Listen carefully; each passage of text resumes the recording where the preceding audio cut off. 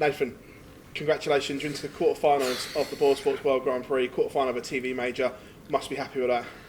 Absolutely buzzing. Back-to-back TV quarterfinals. What an absolute grueling game that was. From 2-0 down. Was it 2-0 down in the first set? Was it? But anyway, irrelevant of that. Fantastic comeback. I'm so proud of myself of how I played under pressure. Considering early on in the game when the pressure was on me, I was missing, which was a bit of a concern early on in the game. But I pulled myself together, got that adrenaline going. Got the old fire in the belly. But yeah, wow, I was pumped up in that game, and absolutely buzzing to get that win over a fantastic opponent, I must say. Couple of flashpoints. It looks as if you had an argument with the crowd at one point, and then words between you and Danny as well. Can you tell us what happened? Yeah, all that was going on, obviously it's a small crowd, so you hear a lot of things, and throughout the match, when Danny was starting, there was a few whistles, a few boos, so whether the camera picked that up or not, I was trying to hush the crowd, but likewise, like when I was doing it, there was booing and whistling, and I think what it was is I pulled it back, and obviously the adrenaline's pumping, and when I was 2-1 down, as I'm about to throw to make it 2-2, i.e. kicking off. There was a table all night that was supporting for Danny, and obviously they have their right to support for who they want, and it just basically got to the point where I had enough, and I turned around and I'm like, please, we should shut up. And it's not, it wasn't just aimed at myself. Danny had it early on in the game. We're different people with different personalities, different players, and I just reacted differently. I shouldn't have reacted the way I did, but I did. I can't take that back. But obviously Danny wasn't happy with how I reacted, and he's seen his bum at the end. That's all I can say on that matter. But he wished me all well after the game. He shook my hand. I didn't think he would. So fair play. He's been a big man there. He shook my hand. He's not going to be happy with that defeat. But he was a big man tonight. He took the defeat well. And we walked up backstage and he said, "Feb, good luck in the next round." I said, "No hard feelings," and that's the end of the matter as far as I'm concerned. Superb.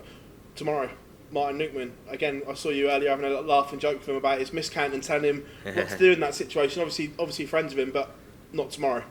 No, obviously not. Martin is, he kind of reminds me a bit like me and Rob Cross. He's burst onto the scene this year, and he's a fantastic player. He's very passionate about the game. Again, a bit like myself. And he's had a brilliant year. For quarter-final his first year, really, proper going at it. Fair play to the guy. I'm not going to go in that game light-hearted. I've got to be perform, at that level, if not a lot, probably better than that. To be fair, it's a quarter-final of a major. Before the tournament started, did I think I was going to play Martin in the quarters? No, I didn't. But he's earned his right to get to that quarter-final. So I've got to give him the respect that he deserves, and I've got to go out there and perform like I can. Now you're in that quarter-final, dreaming of the title? I'm not going to sit here and go, I'll play every game as it comes, because everyone says that. But yeah, of course, I wouldn't play in the tournament if I didn't think I could win the title. On Monday when I drove down, all eyes were on that title on Sunday night. The only problem is my daughter's birthday on Sunday, so I want to be here, but she doesn't. But yeah, it's take every game as it comes. I've got a tough game tomorrow in the quarter final. He's played well. Fingers crossed I get the win. And just before we finish, because I know he watches your podcast, Antonio, my little mate, happy birthday, pal. That was for you. Nathan, what did you say to yourself at 2-0 down? Because it looked like you were trying to get something going, really trying to cheer yourself up there. Yeah, it's been a difficult week, as you all know. I'm an adrenaline fueled player, and the crowd has been, it's been flat. Obviously they're there watching the darts, and it's up to them what they do, whether they cheer or should sit down and watch the darts. But I'm a pumped up guy. I love the Premier League atmospheres, the World Championship, the match play, and it's been a different tournament this year. And I was just trying to get something going, a bit of fire in the belly. And obviously when I won that first set, as you can see, I was pumped up, and the adrenaline was going, the hands were shaking, and that's what I like, and that's why I did it basically. Is that part of the reaction towards the crowd, just the pure adrenaline and the will to win? Yeah, obviously, unless you're on that stage, fans at home, might have gone off me after the way I've reacted or whatever. But until you're in that situation, you have no idea what the emotion you've got. You're on your own. It's not like any other sport. It's not football, it's not golf. You've not got a caddy with you.